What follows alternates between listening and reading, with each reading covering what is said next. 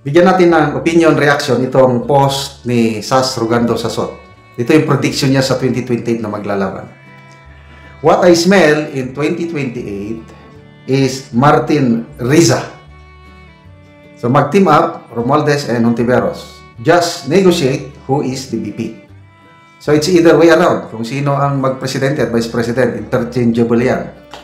Because the VP can potentially kick out the president and have a longer term. Pink Martini is real. So, sino makakalaban nila? Of course, sa Duterte, wala nang ibang tandem na nakikita ko kundi Sara Bongo. So it will be, kung matuloy Martin Riza versus Sara Bongo. Yan ang bloodbath sa 2028. Of course, there are others. Rapi Tulfo, malakas siya sa surveys. Kung hindi sila mag-team up ni Martin Romualdez, kakandidato si Ramon Tulfo. I don't know kung sino rin ang kanyang magiging partner. So, tatlo na sila. Sino pa pang mga may ambisyon? Leni Robredo, tingnan natin. So, pang-apat, Leni Robredo versus and Kiko. Magbabalik sila.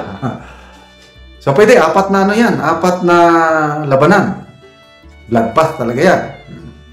So, magbasa lang muna tayo sa mga comments, Ying Nario Dax, Hontiveros is already willing to run for 2028 presidency at this early stage. They are pre-positioning already with Kiko, Bam, and Jokno. Papayag ba ang taga-Sub-Saharan Mindanao at Cebu City? Mga Bisaya, arya na. Siyempre, hindi papayag. Lalaban tayo. Sub-Saharan, yes. Yan ang team up ngayon. Yung resulta ng midterm election, nakita mo, nag-solidify ang Mindanao and some parts of Visayas, especially Cebu. Nako, pinakamayaman sa boto ang Cebu. I think 3.4 million voters with Governor Pam Baricuatro leading the way. Ang laking boto niyan. Okay? Speaking of Governor Pam Baricuatro, meron siyang magagandang hindi pa siya umupo, magaganda na yung birada niya, yung Pasigarbo sa Sugbo. Ano pa yung Suri-Suri sa Sugbo. Mga pakulo ni Governor Gwen Garcia na tingin ng karamihan Cebuano, sayang-sayang lang ang gastos dahil 250 million pesos ang budget ng Pasigarbo sa Sugbo. Isang araw lang. No? So, ayaw nang ipagpatuloy ni Governor-elect Baricuatro. Instead of Pasigarbo, cultural ship po yan, ano na lang daw, mobile clinics, mag-roam around the remote places para mag-deliver ng health services. Nako, pag matuloy ito, plus mobile kitchen, pagkain naman sa mga pobreng mga tao sa remote areas. Pag natuloy ito, nako, mag-click-click talaga. Magtatagal ang pamumuno ni Governor Pam. Meron pa akong nabasa si dating DOT Secretary Ace Durano. Kaninong presidente ba siya nag-DOT Secretary Ace Durano? Inoferan niyan special advisor on economic affairs and development. That's good. So, ayan. May vote base na tayo. Cebu plus of course Mindanao. Lalong mag-solidify ang Mindanao sa 2028, I tell you. And North, dahil nga si Senator Amy kumampi na kay VP Sara, na patunayan na yung tandem nilang dalawa is nag-click Biruin mo, muntik natalo si Senator Amy.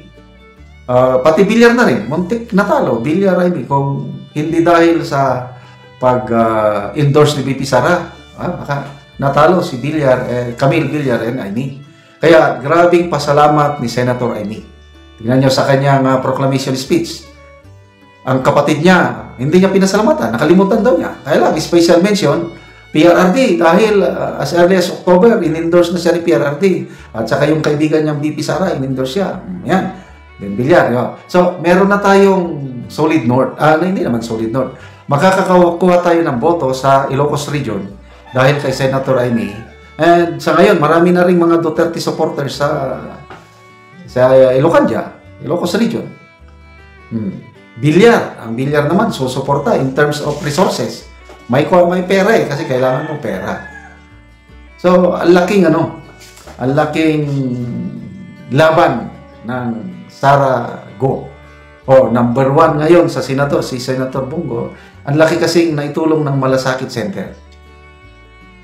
Ang dami nang natulungan ng Malasakit Center. Kaya hindi na nila maalis sa pangalan ni Senator Bongo yung Malasakit Center niya.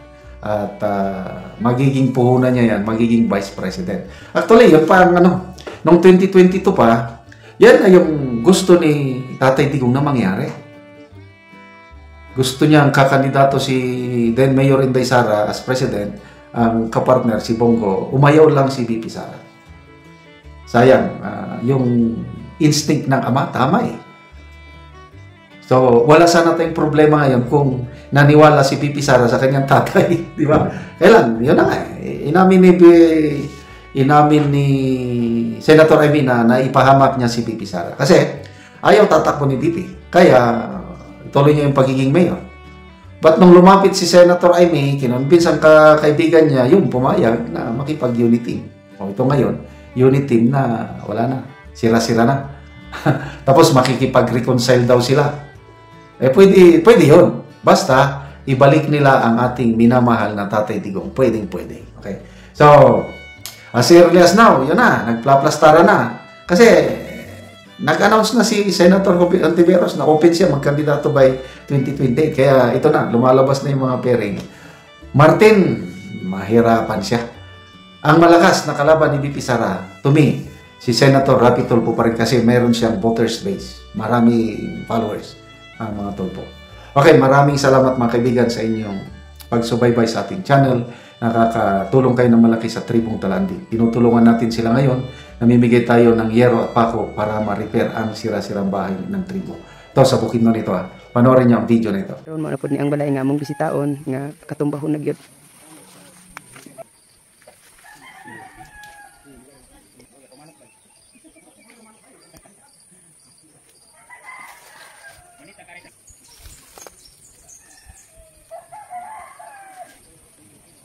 Ayo.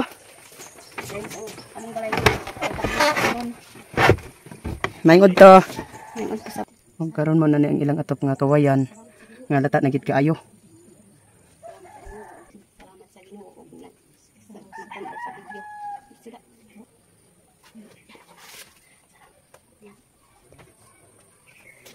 Og karon unsay mong manguha na mo og kahoy kay matagaan na mo og lansang pako plinsin og sin para nga makabalay na mo og sin. Manguha na gyud mi. Salamat sa Ginoo ug sa nagatan-aw sa nagvideo. Makakuha na gyud mi og kuan. Katok na gyud mi og sin, og plinsin. So pila na din ni katuig inyong balay? 20 na ni katuig. 20 na katuig. So katumbahan na gyud siya. Tumbo na gyud kay gapok na kayo yung kuan. Atop. Gabok na kaayo. Gabok na kayo. Oo. Salamat pud og sa nag-exposure ani. Oo. So, salamat kayo. Salamat sa